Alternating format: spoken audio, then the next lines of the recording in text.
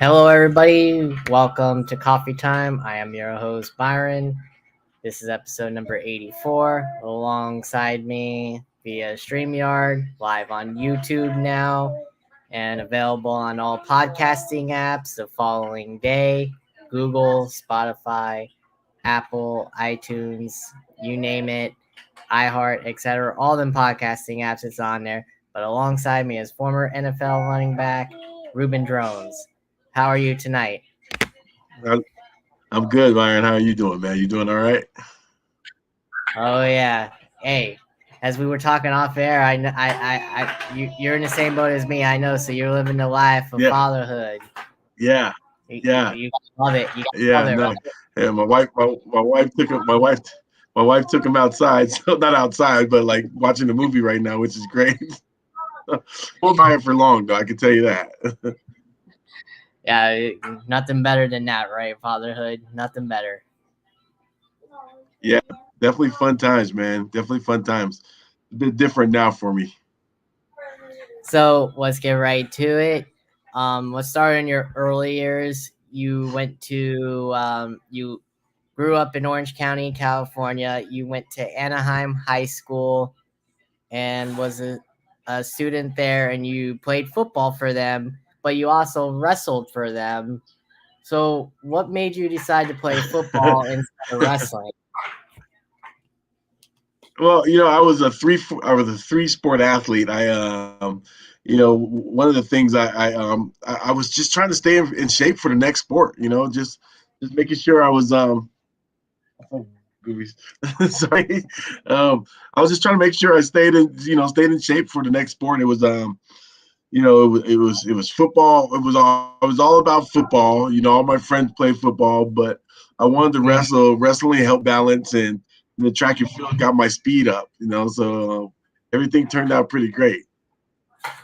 Yeah, it did for you. I mean, while you were there, you set a school record or one of the school records you had 49 touchdowns, about 5,000 yards. I mean, that to my knowledge, that's pretty damn good for high school. I mean, so is that what ultimately made you want to, since you had the success there, want to make more success in the college and pro level that you had that early success? I just I enjoyed playing football. It was all about the game and my teammates. It wasn't during that time it wasn't about anything. Just other than that, I got a chance to go out there and do something I loved and really enjoy the game with friends and be able to still go out there and show your talents and stuff was great.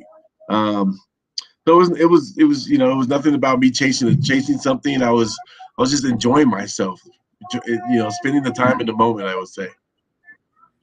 There you go. So then, after you leave there, you graduate from Anaheim High. You play college football at University of Oregon in '98 and '99. You were a 2 year starter. Tell us about your time there at Oregon before you decided to go pro and get drafted. Yeah, I before the '96 and '97 years, I was in. I had a small little stint in junior in college for 2 years, and then Oregon. I kind of signed with Oregon right out of high school, and I tucked myself away in the small little junior college, and they came back to calling, and Mm-hmm. going up there was a blessing. I mean, I thought it was great. It was an opportunity for me to not only get out of the state and test my talents that way, and also still continue to play in the state, so my parents and my friends and family could see me play as well. Yeah, it says you were also a first team All Pac-10 choice when you rushed for almost 1,300 yards and 9 touchdowns one of those seasons. Tell us about that year when you rushed for that and were named that. Yeah, that had to be my senior year because my junior It year I was. only had 800 some yards after getting hurt. So It was. Yeah. It was so my senior your year, man, it was kind of sort of a comeback sort of year for me. Coming off of that major injury that I had my junior year, Mhm. I wanted to just be able to see and test myself out and see if I still had it. First couple of games was rough. Um, they kind of gotten back into the flow of things, which worked out perfectly. Um, you know, we didn't accomplish what we did the first year, and what we could have accomplished the first year I was at Oregon. But me and Joey, we still I think did a heck of a job. Competing, not only competing but competing in the Pac-12, in the Pac-10 championship, or not championship, but in the Pac-10. Now tell me about your time, your game, your performance against UCLA, where this was one. This says, tell me if this is true, and this is what this is saying, that it was one of your most memorable Yeah. performances, where you had a broken right, no, fractured left fibula during the game. That had to hurt like a bitch playing in it. Yeah, yeah. You know what? I actually didn't feel it, man. I was I was so hyped up and so excited about, it was the first game that I had the opportunity to play in front of my family and my friends. Mhm. I was just I was all off. I was just playing off emotions. It was more off of emotions than anything. It felt great. I got an opportunity to play in the big stadium in the Rose Bowl, which was That's right. historic for me.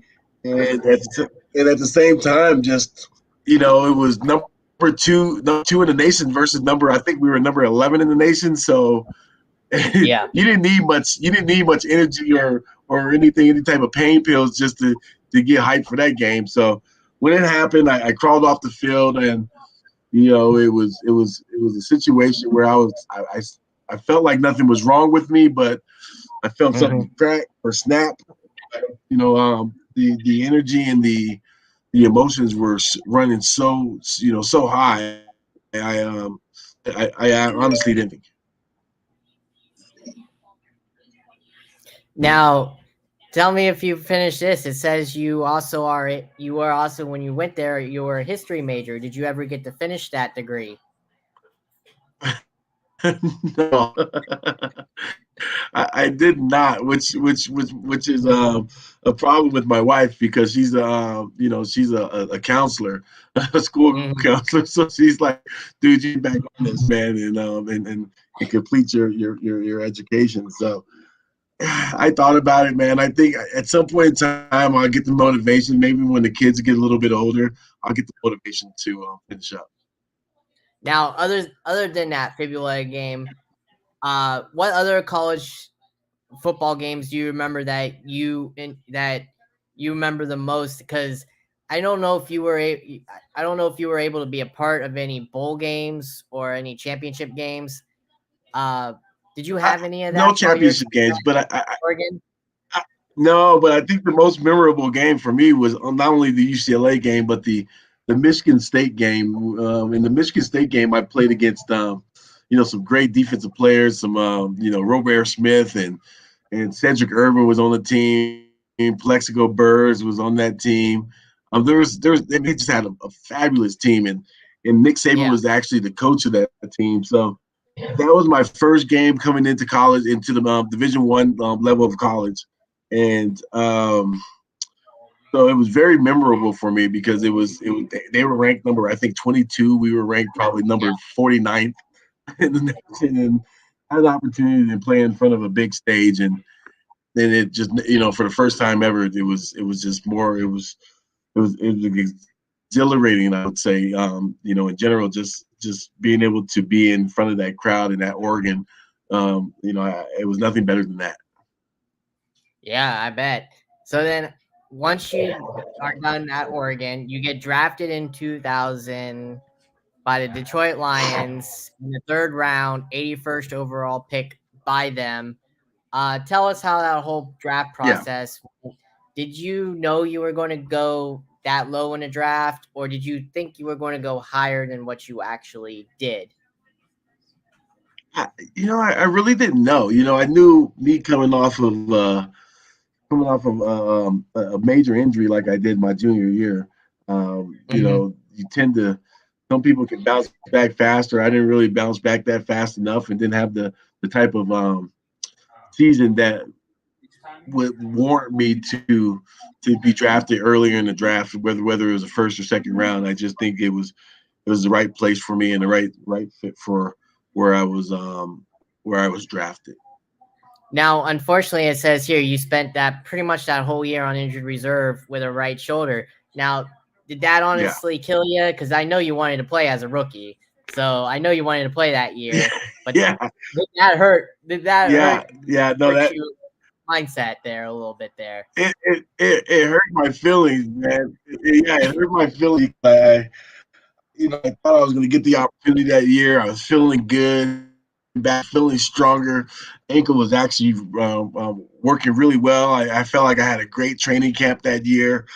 Mhm. Then boom, you get hurt in the preseason, and your season is over. It was very unexpected, but at the end, you can't. I learned a valuable lesson the day I got hurt. So the following year after that, since you missed that 2000 season, 01 officially becomes your rookie year. Tell us about your rookie year Yes. and how memorable was it for you to actually get that chance to actually, hey, I'm now here in the NFL. Finally, I'm Well, here it and was I get it to was play. it was I would say it was memorable in a kind of negative type of way. Um, I made the team in '01. I got the opportunity to make the team. I dressed out for the first game of the season, and that was against Green Bay. I believe we lost that Mhm, game to Brett Favre, and it mhm. was there. And then I come home the next week, September 11, 9/11. I got cut, Ooh, ooh, and so so you can imagine it was a sad day for our country, and not only a sad day for our country, but a sad day for myself. yeah. And I couldn't swallow my tears, because we were going through such a horrific event, and so it was very memorable for me, I should say, but it was also sad in other in different ways. Now, after that, after you, like you said, you got cut by them, unfortunately, what was going on through your mind? Did Yeah. you think that maybe it was done for you, or do you think that no other team was going to come I get you, thought or my what? career was over. I didn't No, I thought the career was over. I didn't know what happened after that. And my agent gave me a call, was like, "Hey, they're releasing you, blah blah blah." And when I got released, they wanted to put me on the practice squad, but I kind of felt embarrassed about being, after making the team and jumping on the practice squad. It was it Mhm. felt like an embarrassing move for me. So I took my talents down to South Beach, and got on their practice squad. Had a heck of a time out there. I spent like maybe 2 or 3 week period out there, and You then did, yep. I think James Stewart ended up getting hurt back for Detroit, and I kind of snuck out in the middle of the night on Miami. When they didn't know it, I'm getting calls from them the next day. Where are you at? I'm like, hey man, I came back to Detroit to get paid. But not knowing they were going to sign me probably to a full contract. And, and then right after that, they brought Ricky Williams in. So Now, after that year, you signed with the Denver Broncos, your first tenure, 02 and 04. I got to ask you first, though. I know Shannon Sharp was at the end of his career. Did you get the chance to play with him before he retired? oh yeah, I played with Shannon, man. Shannon gave me nicknames, so yeah, I definitely played with Shannon. He was a great teammate, man. There was no better teammate. Shannon, Rod Smith. We had some. The great thing about the Denver Broncos is some great veterans on the team. I mean, Oh, yeah. during those times I played with them, I mean, we had guys that had already won the Super Bowl, guys that were Right. coming in with veteran mentality. You got Al Wilson, you got Rod Smith, Ed McCaffrey, um, um, Mhm. Shannon Sharp. Then Jake Plummer comes in later, and he's already a veteran, and He's got that veteran leadership, and I mean, there's some Steve Berline, Brian Greasy, all these guys I can name. All of them. Yep. Trevor Price. There's a lot of guys that were. We had a great team. Unfortunately, every time we went to the playoffs, we met up with that guy. What's that guy's name? Oh yeah, Peyton Manning. Oh yeah, And exactly. Yeah. he would beat us the Yep. first round. He would beat us the first round of every playoff. So uh, yeah, but great group of guys. Great time in Denver. I actually still call Denver my home, and just had a fabulous time out here in Colorado. Now, last question about Shannon Sharp before I get to your time there, your first tenure there. Now, is he like what he is on Undisputed when you watch? I know I'm sure you've probably seen it because of him, but is he exactly what he is on Undisputed, like what he was in the locker room when you were his teammate? No, I mean, you always knew Shannon's personality was big, and he has a huge personality, which is a great thing, man. And he does a heck of a job on Undisputed. I love watching him. I love listening to what he has to Yeah, say, and that's just half of what he was in the locker room. he gets Skipper. He We gives had a Skip a run bunch of for his guys money. that were yeah, yeah. Well, we had a bunch of guys in their locker room that Shannon Sharp, Chris Cole, Tick. These guys were like means, man. It was like a SNL clip every time we step into the locker room. These guys would have jokes and it would be the funniest thing. Like I said, it was just a great time. It was a great atmosphere when you play for the Denver Broncos. So you were supposed to be. It says right here. Is this true? You were supposed to be a fullback instead of a running back with them the first tenure. What was that all about? Because you spent your time as a running back, but they wanted I you to go to wasn't fullback. Yeah, yeah. I wasn't supposed to be a fullback, but it was one of those things when you got Terrell Davis, Mike Hanson, Quentin Griffith, Karan Coleman. You got all these guys that ran for 1,000 yards for the Denver Broncos, Oh yeah, and true. you're like, well, hey, Rube, we want you to play fullback for our scout team. Okay, whatever it takes for me to get on the field, I'm there. And so happens to be, I did it well enough that Coach Shanahan said, you know what, we're going to put you at this fullback position at 205 pounds. We're going to put you there. You're a good job for us. So it was more of the thing that it was more for a reason that I was like, whatever it is, whatever it takes to get on that football field, I'm with it. If you're gonna put me at offensive tackle, hey, I'll go play some tight end if you need me. So I just needed a foot in the door, and that's all I needed. And your first year, your first year there. No, wait, sorry, 04, sorry, 04. Your last year there um, before you asked for a trade. Um, you went almost Yeah, 1,300 yards. Tell us about that year, 04. yeah, but I think it was by the fifth game of the season. I think a couple of our running backs went down, and once our running backs, Quentin Griffith went down the fourth or fifth game of the season, and Mm-hmm. and then Tatum Bell was already hurt, so he was due to come back that game, the next game. But Kubiak came to me. It was the weirdest thing, man. I just didn't understand. We already had another fullback in Kyle. It was Kyle Anderson. Yeah. He was a great fullback too, and so so coach came to me for the team meeting or the offensive team meeting. It was like, hey Rube, I think we're gonna start you at running back, and I'm like, excuse me. I'm sorry. I've started naming off names. We had Grandpa on the team. Which I call Grandpa. It was Garrison Hurst, man. I mean, look at that. You can't come by, man. It's just one of the best running backs to ever Oh suit up in yes, the in he the was. football league, Yes, in he the was. National Football League. Garrett's comeback player of the year. I mean, just dude was an awesome teammate, man.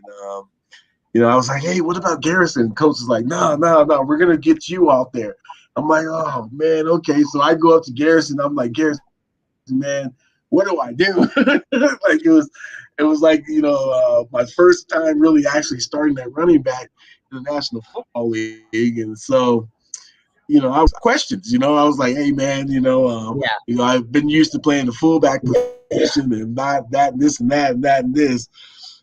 And he just gave me some advice. He said, run hard and, just make sure you're going over your plays and knowing what you're doing. And, you know, and just going on the side and being able to chat it up with him and Mike Anderson and these guys. And, these guys were giving me, giving me great advice and calming me down to the level where I was able to not make any mistakes.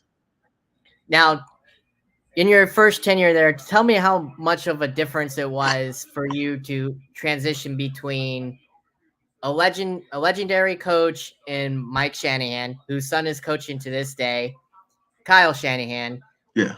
to Gary Kubiak, who was your coach before you left after the '04 season. How much of a transition was that between the Well, two well, coaches? Gary was still offense coordinator. I don't think Shanahan stepped away for another 3 or 4 years. So Oh, okay. he Okay. was great. But it was weird transitioning from I was the next year when I got traded to Cleveland. I had a wonderful coach, man. A real good friend, and I wish he would have had the fair shot. I mean, the sad thing about it is like when he was coming in, he's a defensive minded coach, and they traded away all of Right. his defensive linemen that year. So, Coach Romeo Cornell I mean, a brilliant Yeah, mind he was a good and coach. great coach, He and was, yeah. he just Just didn't sucks. just Yeah, didn't didn't pan out. we didn't have all the chips. We didn't have all the Right. chips in place for him to succeed there, and Yeah. that was very, very sad. You really a lot of the guys really played with the guy, and like I said, he was a wonderful coach, great human being. I wish he would have got inherited a better team.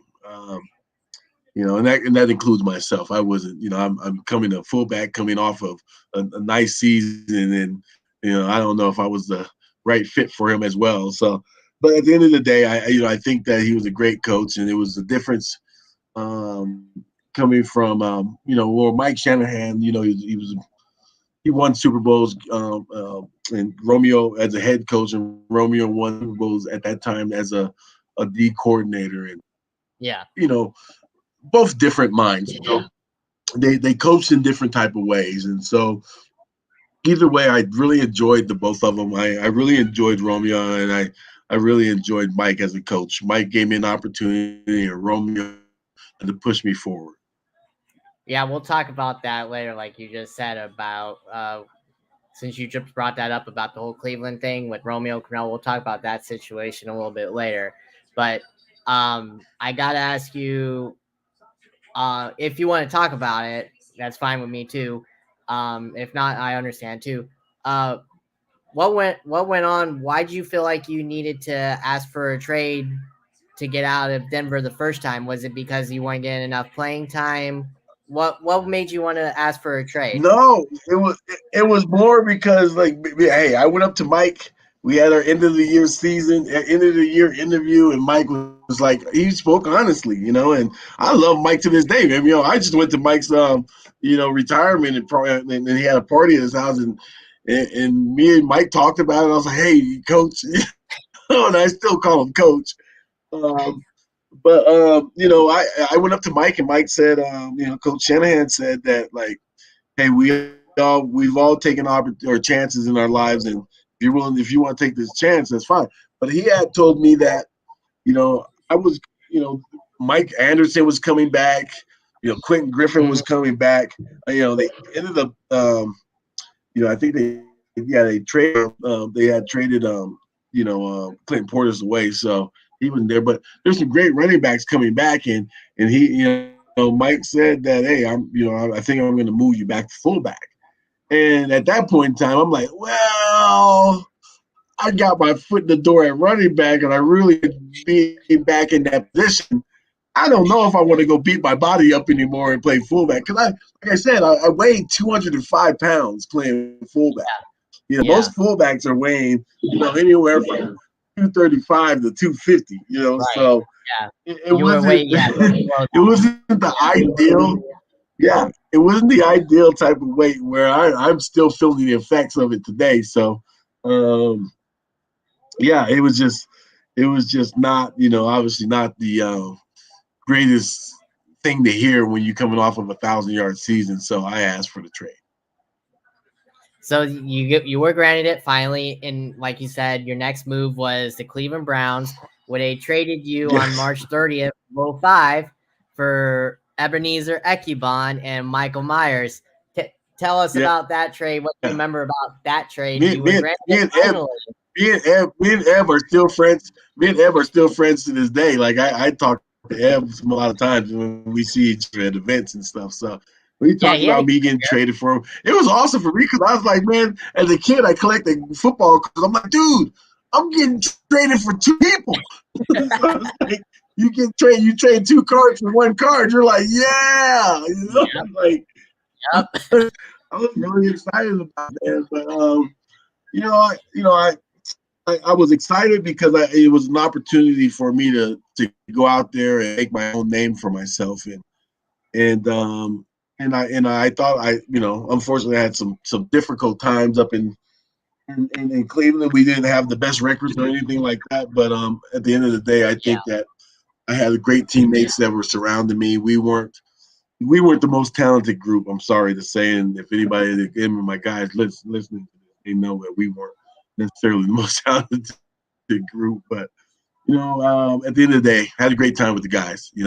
Um, there were some good teammates that I still talk to this day that I played with the Cleveland Browns, and so it was it, it was fun times.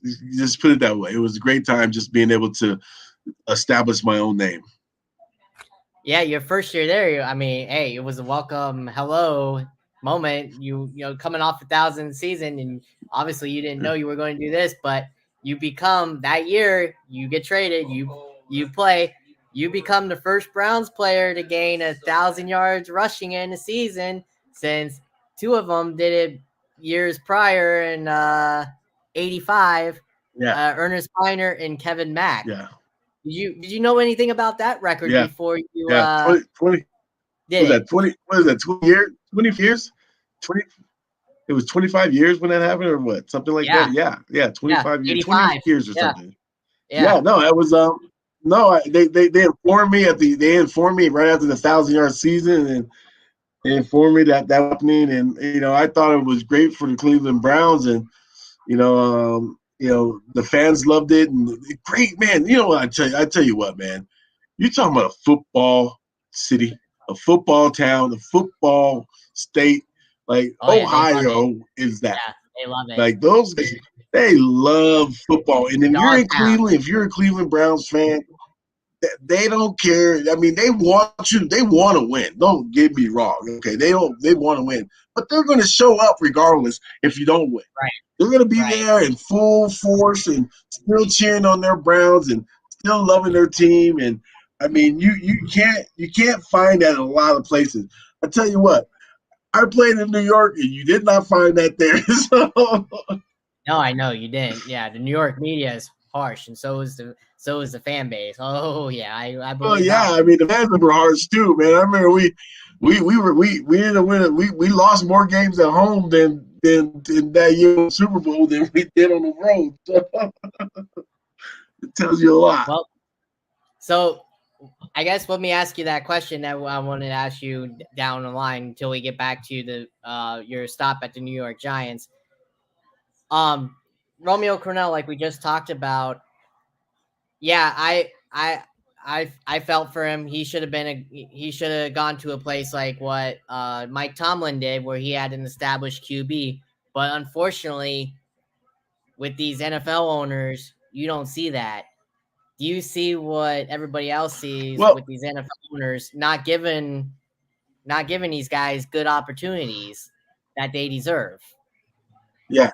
Well, they drafted that year. They had drafted Charlie Fry, and Charlie Fry, you know, I, he wasn't Ben Roethlisberger. I can tell you that. And And Charlie No, was a he good wasn't. guy and all that good stuff, but He is, yes, he but got no. drafted the same year as Ben. Yeah, Big Ben did, and Big Ben was Big Ben was a heck of a quarterback, man. He came out and just came out swinging and did a great job. And we didn't have that. I felt like Charlie did his best. Trent Dilfer, he asked for a trade at the beginning of the season, and he had left us early on. And so he was, even though he was an experienced quarterback, he just certain things certain things were happening around the organization that he didn't really enjoy, and so he got out of there in the trade. And so you know yeah. It was difficult to see the Pittsburgh Steelers doing so well when we hated them so much. yeah.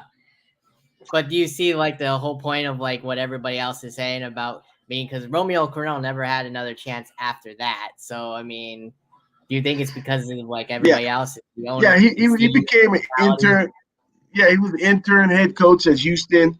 Yeah, he became intern head coach at Houston. But yeah, he didn't get a fair shot. I don't think too much after that. No. Which is a shame, and because he was, like I said, he was a great coach, good players coach, man. He was out there and he did a heck of a job doing what he loved doing. So So now we go to the New York Giants, your 07-08 season. You were traded there for wide receiver Tim Brown. What do you remember about yeah, that trade? I don't remember too much. I know Tim Brown was a pretty good receiver. In New York. I knew I was toward the latter end of my career. I knew that, but I knew that much. But I knew I still had some juice in me. So it was a great opportunity, a great opportunity for me to. I felt like get on the winning track again, and I didn't see that in Cleveland, unfortunately, but got the opportunity to feel it again in New York. Yeah, because it looks like New York, you were stacked that year. I didn't realize how much you guys were stacked that year. You battled Derek Ward for the backup, but became the third running back for the Giants. Tell us about that battle because you were still behind with Tiki Barber that was still on that team too. So Well, I Tiki mean, had tell us left about that year, so you had Tiki left that year. Yeah, Tiki had left that year, so you had Brandon Jacobs, then you Oh yeah, had that's right. Derek Sorry, Ward and that was Ahmad Bradshaw as a rookie. I yeah, mean, that's what I'm thinking of. we had a solid group of backs, man. And then throw myself in the mix. They called me Grandpa. At that time, I became Grandpa, which is the weirdest thing ever. But Yeah, yeah, at like you that said, time, I you're on became the of your Grandpa, and career almost. the running back room with Gerald Ingram as a coach, we had the best relationship. I felt like as the whole team, but with that team, man, I tell you what, like guys got along. Veteran leadership was all there. I was old. Antonio Pierce, Michael Strahan, OC, Justin Yep, Tucker, yep, Sam Madison. I mean, we had a whole list of guys. Amani Toomer, a whole yep, list of guys that were very experienced and um, very veteran, very mature and within the growth of the NFL, and weren't letting anything pass them up, or even with Tom Coughlin, you can't slip up around Tom Coughlin, because Tom was Tom was the coach that he was more that he leaned up, he tried to like get a little bit more softer, but he still had that militant kind of yeah, attitude, and yeah. You talk about old some school people can take mentality. it and some Yeah. people can't. Oh, straight old school mentality, man. Straight, he hit you in the mouth. So then, like you said, you get behind them in the depth chart. So then you play kick returner, but then you get replaced by Dominic Hickson. Uh, so where did you end up get to playing which after is that? not I got it. Not well. I did. I still played special teams. I blocked for Dominique. Every time he Oh, scored a touchdown, I was out there blocking for it. But that's not a bad person to get benched for, man. I really enjoyed it because Dominique was such an explosive talent, and yes, he I was. had the opportunity to play with Dominique, and yeah, so I wasn't mad about that at all. Listen, I blocked for Joshua Cribbs too when we were in Yeah, Cleveland. I I remember was the that. up Yeah, back. when he So first started. Yeah, and I remember I can tell you a story. I can tell you a story about Josh, man. Josh was like, "Oh man, they're gonna move me to kickoff return." And I went to Josh and I was like, "Dude, you better make the best of this decision. Your foot's in the door. You better get this position to do it right." yep, And so Josh took off, man. And no, I didn't expect Josh to be the type of returner that he was, and he was one of the best ever to play that position. You got yep. Dante Hall. There's some great guys that played kickoff returning, and he was one of them. I can tell you that. So you also in special teams, since you were a special team guy, you lead that season with 6 touchdowns that year. You remember that? Yeah, I was a short yardage. I do remember. I do remember getting most of those touchdowns that year. It was a great it was a great experience being on that team, man. Just being able to be recognized with the group of guys that like I said that I played with. Brandon Jakes, they called themselves Earth, Wind, and Fire. So, and then I guess you got Grandpa away in the background somewhere back there, but those guys were a great group of guys. The running back room was a fabulous time to be able to play for the Giants. I mean, How far did you Jeremy guys get Ingram, our that coach, our season? coach was kind of I don't remember. How far did you with the, guys get the that season? Did you guys make the playoffs? that the 2007 or the next year. The both years. I don't remember. I forget. I forget. Did you guys make the playoffs those The years? first year we won the first year. Yeah, we won the Super Bowl the first year with those guys. That was against when Tom Brady and them were undefeated. That was a great year there. You can't beat a year like that. Oh, the The first next Super year, I Bowl felt that like we could. Eli beat Brady. Yeah, yeah. But let me tell you this, man. If the unfortunate incidents don't happen that next year, we won the Super Bowl again that year. I can tell you Yeah, that we were going to the playoff play Philadelphia earlier in the season. We beat Philadelphia twice that year, and unfortunately, one of our receivers got hurt and was out for the rest of the playoffs. Plexico Burrs would have tore those guys up. Nobody could stop Plex. Plex was no, no, unstoppable that yes, year. that's true. He was Nobody, yeah, unstoppable the year after we won. yeah, And, nobody, and, yeah, and we you're could right. have won. We could have did that thing back to back. So You could have. I think both years were great. And then unfortunately you were released in '09 by them. Did you know that your career was over then after you got released by them in '09? Well, I was gonna be done regardless because I got hurt that year. That playoff game, I got hurt, and it was my neck that got hurt. So I was like, oh yeah, yeah, I'm done. This is you get started getting neck injuries. You start worrying about your spine and all that good stuff. You Right. you Yeah. you, you start to realize that career may be close to an end. And so that year I got comfortable, and then the off season came, and I was like, oh well. I'm still comfortable. And then training camp came around. I'm like, well, I'm not going back now. So it was all good, man. I really enjoyed my career and my time playing in the NFL. But at that time, at that moment, I knew it was. So did you ever, after you decided to call it quits, did you besides the Serbia coaching, did you have any other opportunities to like maybe coach in the NFL or like be an announcer if you wanted that sort of thing? I could have coached in the NFL if I chose that path, but unfortunately, I just wanted to like I wanted to get away. I didn't really want to. In that life, man, that coaching life, I wanted to be able to spend some time with my children and stuff like that too. Right.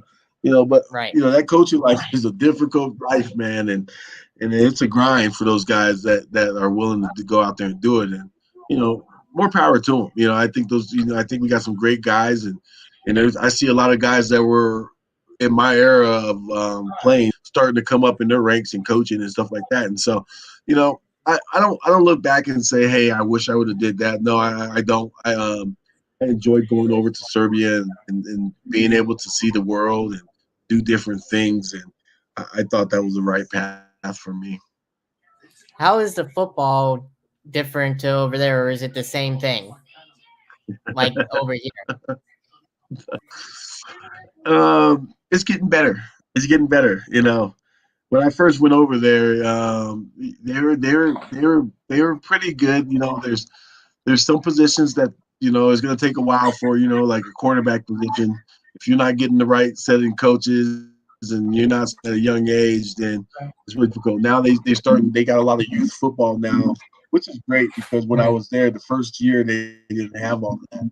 You barely get mhm. guys to come out and play football, and so a lot of those guys learned how to play football on YouTube. So you know, it wasn't quite the same, the same for them. So, going over there about teaching the basics, it was all teaching the basics. But now, like, now I can say that they've they've they've accomplished a lot, and they've come far and taken a lot of strides in European football, not in just in European football, but just in Serbia itself.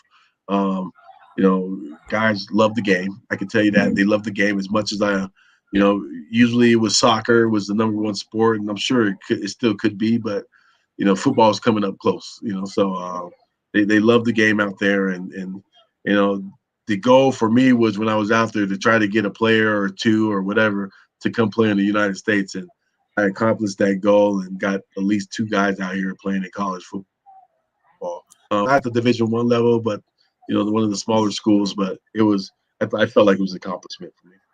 Now let's talk about your team that you had the most success with, which was the Denver Broncos. Do you see them? There's a lot of talk out there, speculation with the new coach and all from Green Bay. You guys need a quarterback. No offense to Bridgewater or Locke, which Shannon Sharp No, said no, sounds like a no good sounds offense like to Bridgewater. yeah, sounds like a good lawyer, attorney, or whatever attorney place when you think about it. Those two names. But do you see them now getting Aaron Rodgers? Because that's the talk. Do you see him leaving Green Bay to go to your Denver Broncos? Ideally, we would love Aaron over here. I would say, and I'm sure a lot of the fans feel the same way. But at the end of the day, it's Aaron's decision, and I think Aaron's going to make the best decision for himself, and his family. Um, I know hey, towards when you get towards the end of your career, like Tom did, man. I don't know if it's still cold out here, and so I don't know if this is, but no, I'm not saying that I don't want him here. I would love Aaron Rodgers to come and play for us. But like I said, it's his decision. I think that he's going to make the best decision, and if he does come out here, I tell you what, he's gathering a great team that he could take far with a lot of these young guys. Now, maybe you can help me out with this one. I don't quite understand it. I know he was. I know after he retired, he was a part of. I'm sure he was a part of the team. Otherwise, like manager, managerial, managerial duties in Elway.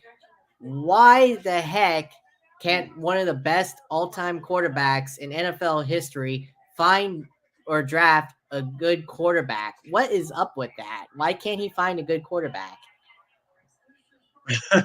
Well, Because you guys had a it's never-ending different when cycle. you're playing offense. You're not saying that he doesn't know, and not saying that he doesn't know what's good or not. But he's a great quarterback, dude. It's hard to like find somebody with your quality because you're gonna see different qualities. You're like, well, this guy doesn't see. I don't that in me like what. So at the end of the day, he played offense, so he was used to reading the defenses and defenses and defenses Yeah. and and knowing what's good and who's good and what you need. So you excuse me, you tend to become a better guy, like picking up defensive players and stuff like that. Not saying that he made all the wrong decisions and stuff like that, but like it's harder.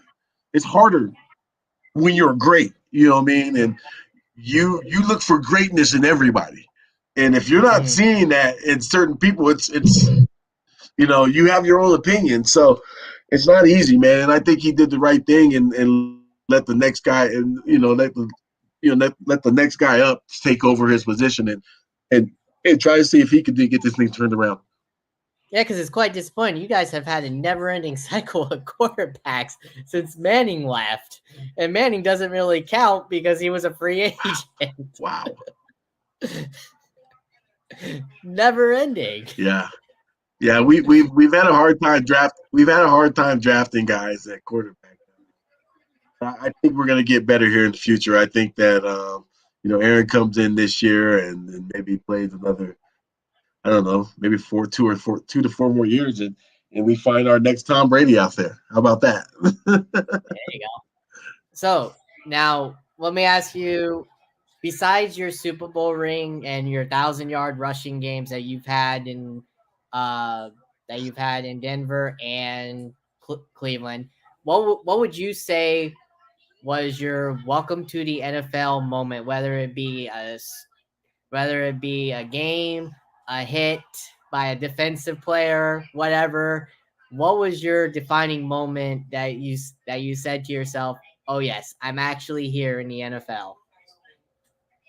Training camp in Detroit with the Detroit Lions. Ron Rice was his name. Great safety. A legend in Detroit, and I think he was a really good, long safety that could hit very hard and had a lot of range. But Ron Rice welcomed me to the NFL in training camp. I can tell you that. Ooh, he gave you that brutal hit, huh? When they were allowed to practice like that. Yeah, that was every day for us. Yeah, I don't think you can do that nowadays, can you? That was every day for us. No, they don't. They're not hitting like that these days, man. Not in training camp, at least. They may get 1 or 2 days. So out of all your coaches that you've coached under, played under who's who, like a Shanahan, like you said, a Cornell, the tough guy, old school guy, and Coughlin. Was there one that you would define that you learned from, that you say you learned from the most, that you, it's a 2-part question for coaching wise, who'd you learn from the most? It would be and playing wise. It would have to be Mike. It would have to be Mike. For me, it would have to be Mike, who I learned the most under as a coach. And Mike taught me a lot, and but the coach that really taught me how to be kind and humble and all that good stuff was my college coach, man. He taught me a lot. So other than that, in the NFL was Mike Shanahan. Did a wonderful job. And what about who took you under your wing and helped you along your game in the NFL ranks? What players helped you along the way to get to where you wanted to be? And at the end, I named Rod Smith. Rod Smith. He's the one who showed you how to be a true teammate, a true leader, a true guy that will do whatever it takes to get the win. And like Rod was a true NFL player, man, and a true teammate. I can tell you that. Rod Smith, all those guys were great. Champ Bailey, all those guys were great, teammates and stuff like that. But Rod, man, I'm telling you, Rod, even that year, I don't even know how many years Rod paid, but even in that year 15 or whatever he was at, he was still number 1 in all the races. and beating all the young guys in the sprints and stuff like that, training camp and off-season workouts. I mean, the guy was a true leader. I believe that one for sure. Now, I want to talk about the New York Giants, your final team that you won the Super Bowl with. It's been a never-ending revolving door with them. I don't know if it's ownership, whatever. I don't know what the deal is with them. What in the blue hell do they need to do to get to the Super Bowl and win it again, like when you guys did it? Well, first and foremost, one of the things that we had, like I said, was team leadership. A lot of leadership and veteran leadership in the locker room. You know, um, one of the things that Tom Coughlin had, and this is one of the things that every NFL team should probably have is, there was a sign right when you walk into the locker room: leave your ego at the door. Yeah, And as I know, a lot of egos walk into that door. And right. right now, you gotta leave your ego at the door and and come in here as one man, one team. And that right there is huge when you can do that. If you're able to drop your ego off and leave it on, leave it at the door and don't come in with the I'm the better than this guy, I'm this dude, and I'm the dude or whatever. Um, Things can work well for you. But leave your ego at the door, man. That has no room in football. You can display your on Sundays. I can tell you what, display that ego all you want. On Sundays, if you're doing a hell of a, you display that ego all you want. But when you have practice and stuff, leave that junk at the door. We don't need it. Now, why do you think that is? Do you think what do you think that comes about? Do you think it's because there's not enough leadership in that locker room because of the players, or do you think it's also a coaching issue as well? They don't have the coaches that can control a room. What do you think? What do you think that whole process is? Because, like you said, you've been a part of locker rooms where the coaches and veteran players took control of that locker room. Yeah, it's hard to be a coach of men, man. And there's quite a few out there that can do it very well, but there's quite a few out there that can do it exceptional. And you can tell the guys that can do it exceptional. You can tell the guys that can do it just okay. Um, so that's a big deal. That's a big deal when you're able to lead men. Um, it takes a lot, and you can go real far when you can do that, and especially when all those eagles are, when you have all those eagles, it's even harder job, and a lot of personalities. Um, so with the Giants, man, I think it's a group of thing. It's a lot of whether it's leadership in the locker room, whether it's coaching mistakes or even players not giving their best. I think it's a combination of things that are disturbing the Giants, and I'm hoping they get better this season. I'm looking at Daniel Dimes. He's got all the weapons around him, and he's got some opportunities to get better. And he just got to go out there and just play smart and not make the mistakes that he's making. And I think he'll be a great quarterback. Now you started in 2000 when the game was still rough and tough to what it is different than today. Now, what, let me ask you this. You as a former player, since you played it around that era before it got to this new school era, do you hate the way that it's gone nowadays or do you still enjoy it? Do you still wish it was as rough as when you played it? How do you take it as a former player that played in the rough and tough era? That's a loaded question, man. That's tough, man. I mean, I think safety is important for the guys and their well being is important for the long run for their longevity. Football is just a sport. Life is forever, and I think that that's the most important thing. Do I wish they were out there still hitting hard? Yeah. Do I wish that it wasn't sometimes ticky tack, but that's the way the game. The game had to evolve and it had to get better in order for its longevity. And so I think, and at the end of the day, to do it, they made the right moves. I think at the end of the day, as much people don't like it's not as physical as it was. It still gets physical in between those lines, regardless. You're just not seeing the big hits that you used to see or the blindside hits that you see anymore. The game's still the same. But at the end of the day, I think it was about longevity, and I really respect that because you know health is wealth, and health is everything, and you know money doesn't buy you health. If you're chilling with 30 billion dollars in the bank and you're still in the hospital, what's that money about? What's that for? What does that mean? Your family gets to enjoy that, you don't. So Right. I think health is wealth. I think longevity is the most important thing. So do you like what Roger Goodell has done compared to what Tagliabue done? Then you like what he's done because I know Goodell has taken a lot of heat I think for they, it. I think they, I think they. Well, I think they dealt their hands as far as what they were given, and I think you know I think Rogers doing a heck of a job and trying his best to continue to grow the league as strong as possible. It's a different world today, man, than what Paul had.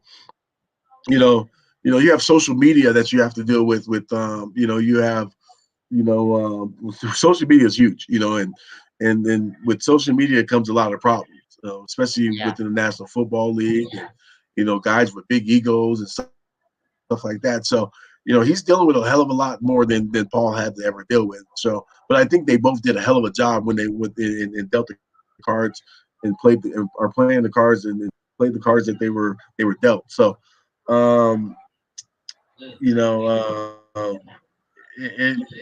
Is there things that I see that could be better? Yeah, I see. I see that. I would love to see like more African American coaches in the NFL and had head coaches, and that'd be great. That'd be ideally, and especially when it's predominantly a black in NFL, and most guys want to see somebody that looks like them to believe that, hey, I can be that, I can do that, I can gain that. You know what I mean? I can get there, but they don't. And so you know. It becomes hard, and the guys sometimes realize that, hey, well, I'm not capable of making that position, so why do I even try to get out there and coaching, when I Yeah. know I'm never going to get there. Unfortunately, They're I taking feel for strides. I think, Goodell on I feel for Goodell on that yeah, because there's yeah, nothing he can do. He's trying his best, yeah. It's and it's a how tough. sad It's a tough. he has to It's include hard. It's you can't Rags. change a billionaire's mind. It's hard to change a billionaire's mind. A billionaire is going to make his own decision, especially ones that didn't play football. They don't care. Yeah, they don't. You They're can't. about Yeah, making that bottom dollar. So yeah, you're right. They don't care, and that's the sad part. That's the sad part. They want people that look and talk like them. So yeah, I agree. But yeah, yeah, sorry. which is very sad, man. And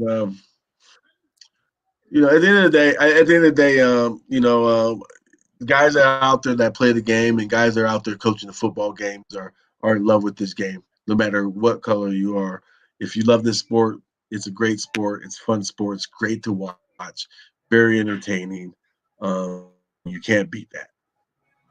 So now I gotta ask you, what can they do to change the? Because I hate it, honestly. I hate the overtime rule. Do you hate that rule? Like where the first team, if they score a touchdown, Dumbest they rule in football, man. Dumbest rule in football. You play out another either you play out another quarter or you play out another two. I don't care. You play out another quarter, and if it's still tied, you play out another quarter. Yeah, at some point in time, it's not going to be tied. I don't care if we have 9 quarters. I would love to watch 9 quarters of football, watching agree. Josh Allen and Patrick Mahomes play. We can watch 10 quarters. As long as those two are in the game, I'm good with that. Like I that was, agree. I mean, you can't beat those two playing football. I agree. That I don't know where they think. I know they want to speed up the game, but that's not the way to do it. I mean, because that Yeah, honestly screwed Patrick Mahomes one year, and that screwed Josh yeah. Allen this year. Josh Allen this I mean, year. Yeah. And what yeah. one if anything I could if anything I change in football, it would definitely be to get rid of AstroTurf. Get rid of the turf, man. Bring back that natural grass. We don't need all that stuff. That turf gets guys injured and all that stuff. Oh We yeah, need the turf natural toe. grass. We need to feel like we've been playing on high school and stuff. That turf is terrible. Yeah, yeah. So you played obviously in Mile High. How difficult was it to play in that atmosphere with that Mile High atmosphere? How difficult was it? It was a great advantage. I can tell you. It was very difficult if you're here and getting in shape here, but coming back down here, it's definitely an advantage and a disadvantage. If you weren't from here and didn't train here, then it was going to be hard for you. Especially during that that third and fourth quarter, man. That you really got to catch the wind and stuff like that. Or that first quarter, man, when you first getting out here and first start running around, oh, it can get you. Yeah. So is there any other place that you enjoy playing at? I mean, it was a who's who. You played. You obviously you played Oregon, for. You Oregon, played. Oregon. Or I'm not. I meant pro wise, not college. Obviously, I meant state. I meant stadium wise. Hey, I'm going through, man. I'm a tuck through it through. Hey, it's all about my Oregon program. No, man, but I enjoyed playing. There's a lot of stadiums that I got an opportunity to play in, and I really enjoyed like the Lambeau Field, man. That's the history behind that Soldier Field, history behind Soldier Field. I Yeah, mean, you got even to the play New at the York old one. Giants Stadium. I mean, yeah. So I really enjoyed playing in all these places. It was a great time for me, to be honest with you. Yeah, I believe that for a fact. So if you ever had the chance to do it again, I know you're old, obviously, but if you ever had the chance to do it again, would you play the game again if you didn't have as many injuries as you did? No. Oh, No. if I was like young again I would love to play today. I would love to play today. Yeah, this would be a different page. I mean, I could save my body and play about 30 years. So yeah, no, I would love to play the game. Now a couple more before I let you go. Um, Two-part question. I ask this to everybody. Uh, if you were coaching young kids today, obviously you did that already in Serbia, but if you were coaching young kids, what would you tell them to get to where you got? And the second part is define your career in one word.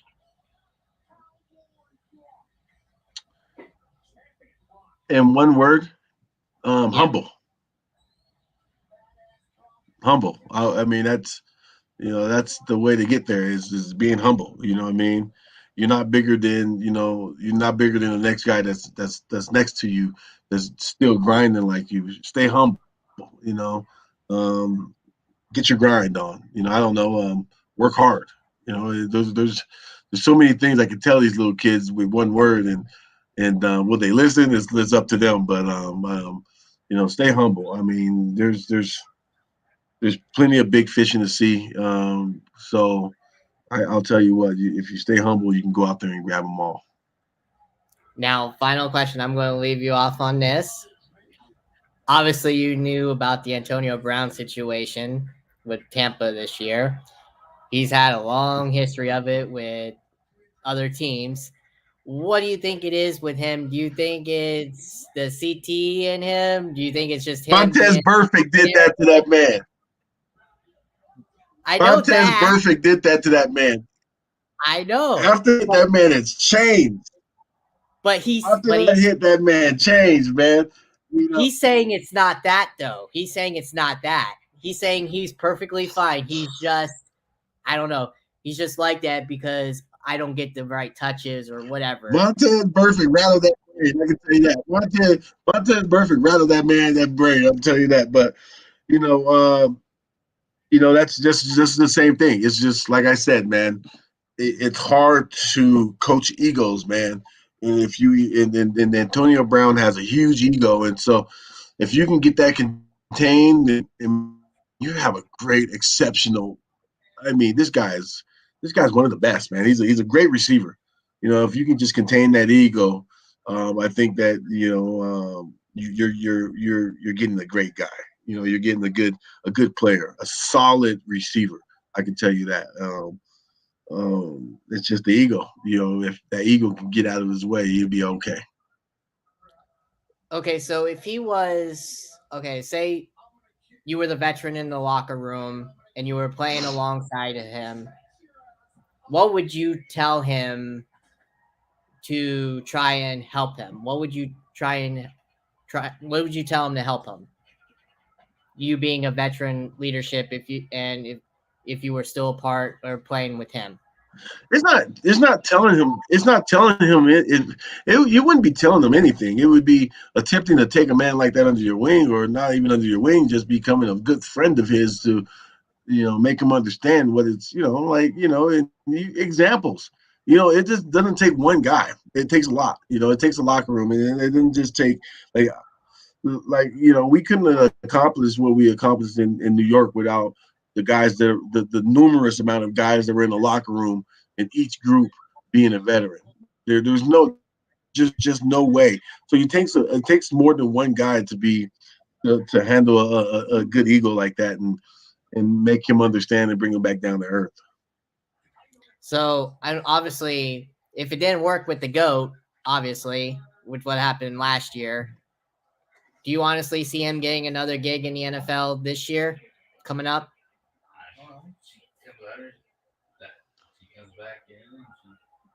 Um, with his type of talent, at some point in time, I don't know that he'd be signed right away, but there's going to be injuries that happen, and you're going to have to bring a guy like that in.